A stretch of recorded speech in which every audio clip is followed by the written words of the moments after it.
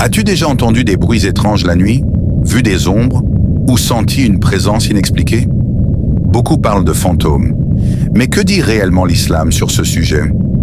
Avant de continuer, abonne-toi à la chaîne Rappel musulman officiel pour recevoir des rappels authentiques basés sur le Coran et la Sunna. Dans la culture occidentale, influencée par les films et les séries, les fantômes sont souvent décrits comme les esprits des morts qui errent sur terre à cause d'un événement tragique ou d'une mission inachevée. Mais en islam, cette idée est totalement fausse et ne repose sur aucune preuve. Le Coran est très clair. Lorsque l'être humain meurt, son âme retourne à Allah.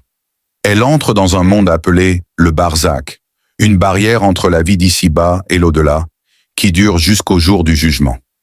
L'âme ne revient pas sur terre et ne hante pas les maisons. Allah dit dans le Coran que derrière les morts se trouve le barzakh jusqu'au jour de la résurrection. Alors si ce ne sont pas des fantômes, que rencontrent certaines personnes? L'islam nous enseigne l'existence des djinns, des créatures créées par Allah à partir d'un feu sans fumée. Ils vivent parmi nous mais sont invisibles à l'œil humain. Certains djinns peuvent imiter des voix, des apparences et provoquer des phénomènes étranges, ce qui pousse les gens à croire, à tort, qu'ils ont vu des fantômes.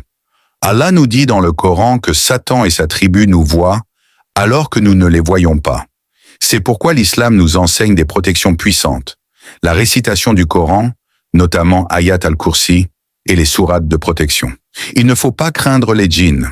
Allah a honoré l'être humain et l'a désigné comme la meilleure de ses créations. Avec la foi, la connaissance et le rappel d'Allah, le croyant est protégé. Il n'y a pas de fantômes en islam. Il y a la vérité du Coran et tout le reste n'est que peur, ignorance ou illusion. Abonne-toi à Rappel musulman officiel, partage cette vidéo et reste connecté pour plus de rappels authentiques.